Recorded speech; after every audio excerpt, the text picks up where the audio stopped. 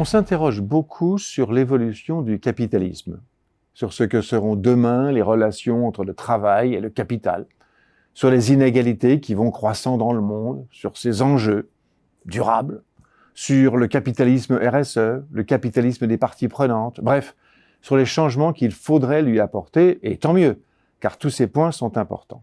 Mais une évolution fondamentale du capitalisme est déjà largement à l'œuvre, profonde, inscrite dans le temps long, violente dans ses effets, véritable révolution bien plus exigeante que les ajustements suggérés. Profondément, son paradigme, terme galvaudé, mais qui reprend ici tout son sens, a changé. Regardons le 19e siècle. Nous y voyons des entrepreneurs capitalisant sur les grandes innovations, un capitalisme industriel se construisant sur un monde agricole, des gains de productivité dans l'agriculture libérant des quantités importantes de main-d'œuvre.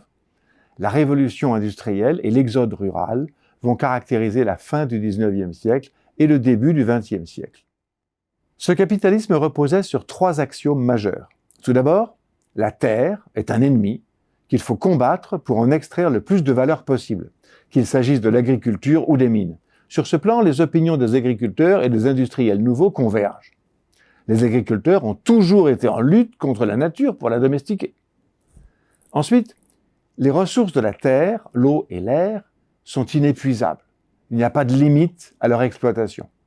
Enfin, la ressource humaine est largement une commodité qui reste disponible, que ce soit comme chair à canon ou comme automates humains à la chaîne dans des usines. Ces axiomes ne sont plus valables.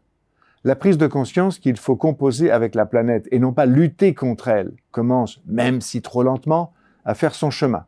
Dans la population, si ce n'est encore dans la stratégie quotidienne de bien des dirigeants.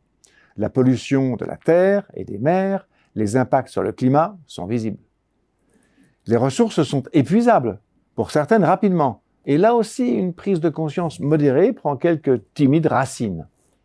La ressource humaine, au moins dans nos pays industrialisés, ne veut plus être vue comme une commodité, et de plus, les enjeux démographiques, même avec un appel à l'immigration, montrent que sa rareté ne sera bientôt plus un concept abstrait.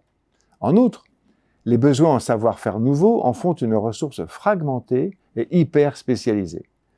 Pourtant, de nombreux comportements sont encore basés sur l'ancien modèle. Le greenwashing, sans aller jusqu'au climato-scepticisme, mais en passant par le backlash écologique, est bien installé. La discussion sur le partage de la valeur néglige complètement les bénéficiaires autres que le capital et le travail, comme l'environnement, à qui on prend et on ne donne rien. Les investissements dans l'exploitation des ressources naturelles vont bon train. Les pénuries de matières premières semblent à beaucoup encore lointaines. L'avion est encore souvent moins cher que le train. Soit de l'inconscience, soit un technosolutionnisme naïf, soit encore une croyance en la validité d'indicateurs pourtant périmés, comme le PIB, semble dominer la pensée. Même intellectuellement, peu de chemin a été fait depuis le 19e siècle. Pourtant, le capitalisme doit s'adapter. Il n'a pas le choix. À supposer que l'on prenne conscience du nouveau monde et que l'on souhaite agir en termes de stratégie, cela a plusieurs implications.